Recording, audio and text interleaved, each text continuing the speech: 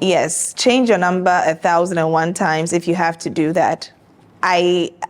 Maybe I'm speaking from experience. I used to do that. And I think some people are going to go like, oh, she's your mother, she gave birth to you and all of that. But sometimes, for peace sake, you have to do what makes you happy. In this series, we asked our audience to share their relationship issues with us and receive advice from other people. My mom didn't raise me right. Dad died early and we're left to her alone. Raising 4 children is daunting for a single woman like her, but I believe she could have done better. As early as 17 years old, my mom pushed me into the hands of older men so she could get money from them. She pushed me to my headmaster so she wouldn't have to pay fees. Even in the university, when life got harder, she asked me, "Don't you have richer men in your school? Why are you suffering?" I'm old now and I want to change my life. I've been through therapy trying to cope with my difficult childhood, but my mom isn't making life easier for me. Even at this age, she still tries to hook me up with older men. Currently, she's on me to give birth since no man is coming my way. I'm 32. All is not lost, but this woman paints a gloomy picture for me, so I would have to give up and follow her advice. She lives with me. I want to send her back to our hometown, cut ties with her, and live my life in peace. I would change my number and change where I live. I would do anything to escape.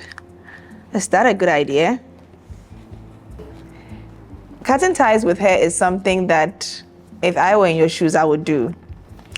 And therapy does not automatically mean that you're going to come out of your childhood trauma just because you've gone for therapy. No.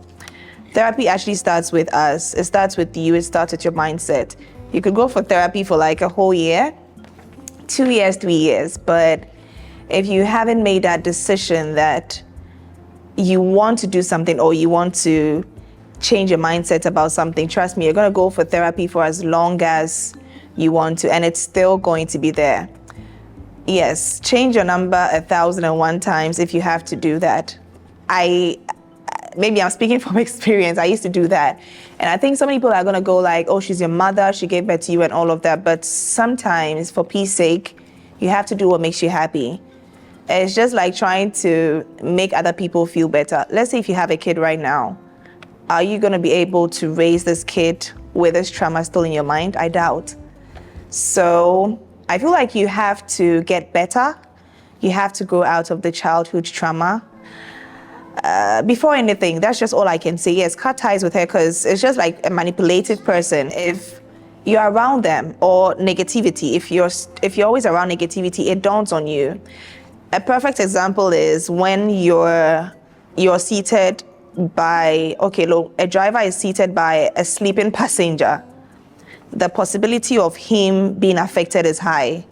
So I think that if you have to cut ties with her, do so. She's your mother, yes, but at the end of the day, you've got to be better to make other people feel better. So if I were in your shoes, I'd do that.